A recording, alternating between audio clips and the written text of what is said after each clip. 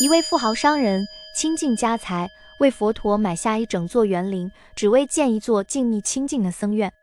这就是后来闻名于世的祇树给孤独园。在2500年前的古印度，沙门运动如星火燎原，挑战着古老的婆罗门传统。佛陀与他的僧团托钵乞食，居无定所，追求解脱的终极真理。然而，理想的修行生活却免不了现实的考验，蚊虫叮咬，风雨侵袭。当频婆娑罗王把竹林精舍供养给僧团时，那里并没有什么建筑，比丘们只是住在树下、山洞、荒野。有人可能会问，堂堂一个国王，怎么供养的精舍连住的地方都没有？不是频婆娑罗王抠门，当时的沙门运动，尤其是耆那教就是这样，没有什么固定财产，风餐露宿，只是一心求解脱。虽然当时的婆罗门有自己的田地和房产，还有自己的奴仆，可以出租土地，但佛陀更多是模仿耆那教的风格，依靠托钵乞食，居无定所。耆那教有很多建筑，但当时这些只是他们的崇拜场所、礼拜中心，而不是僧侣的住所。耆那教强调僧侣的流动性和简朴生活，他们还禁止耕地，信徒也不允许务农。在他们看来，人们为了食物竟然不惜弄伤那些小虫子、小蚂蚁，太不人道了。他们甚至不能从地里挖土豆和地瓜，伤到了那些花花草草，多不好呀。他们的僧团不能拥有自己的私产，更别说自己的住所。理想很丰满，现实很骨感，风餐露宿，你总要面对蚊虫叮咬、野兽攻击，在雨季也难受。你真以为持什么普安咒，轰隆轰隆，蚊虫就不叮你啦？照样满头包，弄个蚊帐比这些都顶用得多。王舍城的一位富豪看到比丘们行住坐卧都很有威仪，但却没有一个像样的地方居住，心生怜悯，就问一位比丘：要不我给你们盖几间屋子，怎么样？居士，世尊还没有允许我们居住在屋子里。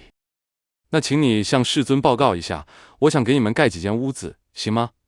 佛陀是实用主义者，他深知风餐露宿的艰辛，所以同意了。这位富豪也很利索，很快就盖了60间屋子，并邀请佛陀及僧众次日收工。富豪把屋子都献给了僧团，佛陀赞叹他的功德，为僧团解决了一大困扰，也给自己积累了功德。但有了房产，烦恼也跟着来了。如果房子漏了，谁出钱？谁来维修？如果房子不够，僧众自己能不能自己建造、自己维修？人们听说为僧团建造精舍有殊胜功德，不少人也出钱出力，盖了更多房子。有些房子只是毛坯，连门窗都没有；有的只是茅草屋，冬冷夏热；有的会积水，有的墙壁被损坏，有的会长虫。所以之后又要安装门窗、加门锁，用草灰抹墙、做草垫、做栏杆等等等等。而且大家住在一起，有很多地方需要磨合，也要处理很多投诉。当时许多人努力参与建造精舍，还供养参与建造的比丘们衣服、食物、坐卧用具、药品等生活所需。这时有个贫穷的裁缝匠心想，这不是件小事，大家都这么努力的在建造，我也应该参与其中。于是他自己也动手捏泥，堆砌砖瓦，建造墙壁。但因为他没有经验，砌的墙几次都倒了，还很生气，抱怨说，大家给这些比丘各种供养，还指导他们怎么建造房子，可我贫穷呀，没人来教我。佛陀听说这件事之后，就允许比丘参加房屋的建造和维修，并且进行组织和培训。这在现在看来名正言顺，但在古印度的沙门传统中，这是很叛逆的行为，肯定会被很多人嘲笑和非议。当年百丈禅师制定百丈清规，倡导一日不做，一日不食，就是说你必须干活，否则就别吃饭了。也有很多反对的声音。你以为修行就是双腿一盘，眼睛一闭？其实那更可能只是吃饱喝足后的放松。现实生活中，我们要花很大一部分精力来处理吃喝拉撒，用来解决身心的各种难受、痛苦和欲望。如果现在搞个道场，要买地，要办各种证、各种基建，装空调、装暖气，还要日常维护，还可能因为归属权打各种官司，有利益就有冲突。因为这些房子，所以这位富豪时不时要让人去维修，顺道又会宴请僧团到家里吃饭。这位富豪还有位妹夫，名叫须达，是焦萨罗国的富豪。因为经常做慈善帮助孤苦老人，所以大家都称呼他为几孤独长者。因为生意，他经常要来往于王舍城和舍卫城之间。那天几孤独长者又来到了王舍城，看到富豪大哥指挥着仆人们正准备宴请，几孤独长者问：大哥，以前我来，您总是专心与我交谈，今天您却忙得不可开交，这是要办婚礼、祭祀，还是宴请频婆娑罗王？怠慢了，怠慢了，我不是办婚礼祭祀，也不请国王，而是明天请佛陀和僧团用餐。您说佛陀？对，佛陀。佛陀在世上出现极为难得，现在能去拜见他吗？现在太晚了，他住在狮驼林，你还是明天早上再去吧。这里我们通常有个误解，认为佛陀是一种专业认证名称，类似于现在的博士、教授。佛陀甚至还有10大名号：如来、应供、正遍知、明行足、善事、世间解、无上士、调御丈夫、天人师、佛，也经常称为世尊。从宗教语境来看，佛陀是公认的觉者，而在古印度，人们对于觉悟者有不同的称呼，像阿罗汉，意义是值得供养的人。在沙门运动中，很多宗派领袖都自称为阿罗汉，并不是佛教的专有名称。这就类似于现在很多人都被称为大师、活佛。如果我脸皮够厚，也可以自称为大师、阿罗汉、活佛。如果需要，还能出示盖个萝卜章的自治证书。耆那教也有自己的阿罗汉系统，他们的教主跋陀罗婆被大家尊称为大雄，指伟大的英雄，或者 Jina， 指征服者，或者阿罗汉，强调他通过苦行证得全知和解脱。耆那教很多成就者也自称是阿罗汉。是的，耆那教认为大雄是全知，佛教认为佛陀是全知，印度教认为他们的大师是全知。问题是，印度的大师很多，和朝阳仁波切一样多。全知们没有发现地球是圆的，没有发现万有引力，没有任何发明专利，他们对这些不太感兴趣。他们是哲学家，只在他们的文化系统内全知，但在佛教内部则称呼大雄为尼乾陀若提子，而其他教派则称呼佛陀为沙门乔达摩。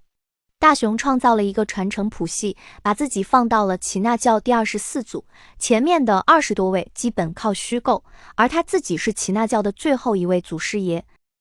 这个套路在全球各宗派运用了几千年，在中国也经常见到。大家好，我是阿含派第123位传人，我的祖师爷是佛陀，之后的传承是张三、李四、王五、赵六、孙七、周八。我的祖师爷们可厉害了，个个上天入地，吞云吐雾，然后再分别为他们编写122本传记。各宗各派的传承就是这样产生的。佛陀意义是觉悟者，作为一个通用术语，在古印度沙门传统中用来描述达到高灵性境界的人，慢慢也成了教内的专有名词。不对啊，不是还有毗婆尸佛、尸气佛、毗舍浮佛，还有过去7佛、过去25佛、35佛，还有未来的弥勒佛吗？对呀，不是说了吗？我的祖师爷是佛陀，这是真实存在的人物。之后的传承是张三、李四、王五、赵六、孙七、周八，我是第123位传人。你想知道真实的佛陀传，就不能忽视当时的耆那教和婆罗门教，他们是竞争对手，彼此贬低，彼此影响，都认为自己是武林至尊。当时婆罗门教是主流，占6-7成，佛教占20%，耆那教占15%，这两个是边缘教派中最有实力的。这些教派都喜欢创造自己传承谱系，这就像我姓曹，生生造了个族谱，说曹操是我8辈祖宗。你是说这些都是瞎编的？不能这么说，过去7佛在阿含和巴利经藏里都有提到，说明这些在2000多年前就有了。开始时，佛陀可能只是提了几个简单的概念，这和大雄是同样的套路。而且实际上，佛陀所领悟的教义的确有不少是从奥义书吠陀和耆那教那里得到的灵感，只是他又重新梳理一番，把其中的不合理、不合逻辑的部分剔除，另外建立了一套修行体系。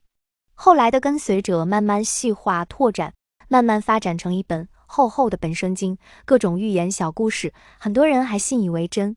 建立这样的传承体系，只是为了抗衡耆那教的24辈祖宗，婆罗门教的满街神棍，连蟑螂蚂蚁都成了神的化身。但人类动不动寿命几万岁，过去七佛还都有种姓制度，有日神和月神，阿修罗能遮天蔽日。但凡你对人类进化史、对地球的变迁史稍稍有点常识，就知道这些全是印度土特产。所有宗派都想站在道德的制高点，否则还怎么传播？大师们都是领悟了传播学的精髓，各国文化都有自己的精彩之处，但把这些糟粕当宝贝，那就有问题了。所谓正史，所谓传记，常常只是实名制的小说，而有些小说却是匿名制的正史。还记得吗？佛陀刚证悟时，有人问他的师承，佛陀说我无师自通，那人摇摇头，独自离开了。无师自通等同于野生大 V， 连户口都没有。有好几位问我的师承，不管是南传、北传还是密，现在本质上差不多，都宗教化了，都有自己独特的变现方式，还有彼此互相鄙视和诋毁。同样的情况也出现在道家、禅宗和净土宗，甚至所有的宗教。天下文章一大抄，青出于蓝而胜于蓝。佛陀是位哲学家、是人，他有很强的禅定力和领悟力，但他的完美，他的放光动地是信徒们塑造的，那是宗教情怀，世界上哪有完美的人，只存在虚构和想象中。夜色已深，几孤独长者得知佛陀住在郊外的狮驼林，决定次日一早便去拜见。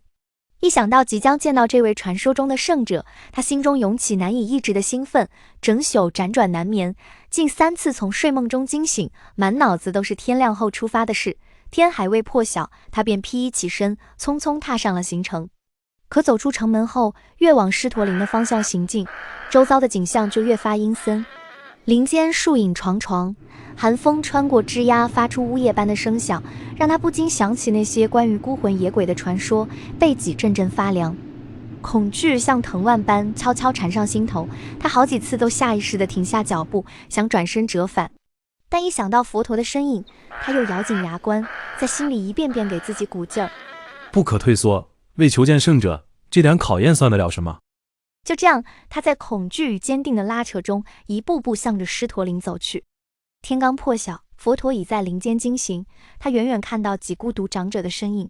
佛陀停止了经行，在预先铺好的坐垫上坐下，向长者招手：“来，须达。”须达是几孤独长者的本名。他听到佛陀呼唤他的名字，猛地定住。他知道面前的这位沙门就是佛陀，激动地快步上前，在佛陀面前跪下：“世尊，您昨晚睡得安稳吗？”烦恼之火全熄灭，安然入眠婆罗门，不再执着于爱欲，内心清凉无牵挂，断尽一切执着念，平息心中烦恼火，寂静安详入梦乡，如此到达真寂静。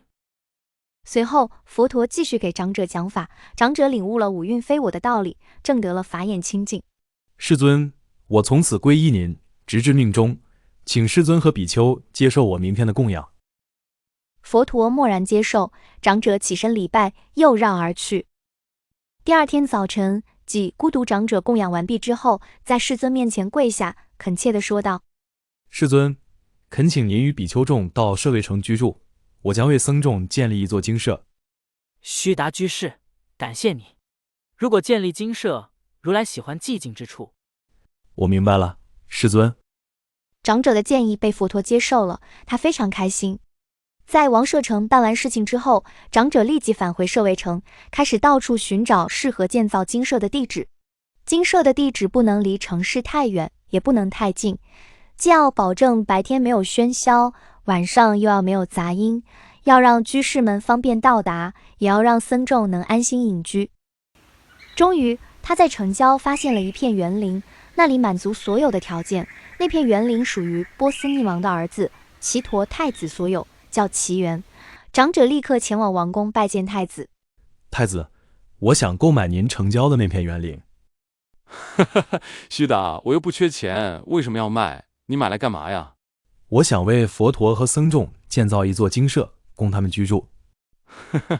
为那些沙门建造精舍，除非你能用金币铺满整个园子，否则免谈。好，一言为定。吉多太子本来只是一个玩笑，但没想到几孤独长者当真了。数十辆牛车列队来到奇园，金币倾泻而出，草地上金灿灿的。但这么多金币还是不够，长者对随从说：“再运金币来，不能留下一丝空隙。”太子看到玩笑开大了，他虽然玩世不恭，但也尊重几孤独长者。停下吧，这片空地就算我的，供养僧众也算我一份。之后，长者指挥工匠们大兴土木，一座座僧房拔地而起，经行道、餐厅、仓库、厕所、水井、浴池错落有致。太子也派人在空地上建起宏伟的门楼。这座精舍就是经中经常出现的奇树几孤独园。精舍完工之后，长者派人去舍卫城邀请佛陀和僧众们，并在沿途安排人照料他们的饮食。世尊和比丘们终于抵达奇树几孤独园，供养完僧众们饮食之后，长者躬身向世尊请问：“世尊，这座精舍我应该如何安置？”居士，你当以精舍供养未来现在的一切沙门，为了庇护僧团免受寒暑侵扰，挡住猛兽、毒蛇、蚊虫和暴雨，为了让修行者安心禅定、正观，也为了僧团生活安稳舒适，你将这座精舍献给了僧团。我赞叹这是最殊胜的布施。智者如你，明白这不仅利他，也利己。你怀着喜悦建造这座精舍，让多闻的比丘在此安住修行。若你以清净的心布施，真诚供养正直的修行者，提供饮食、衣服、卧具和住所，比丘们会为你宣说解脱之道，指引你远离一切烦恼，最终证悟无漏的涅槃境界。从这一刻起，奇园精舍就成为佛陀弘法40余年的主要道场。下一集我们将进入奇园精舍，看看佛陀是如何在焦萨罗国开始他新的旅程。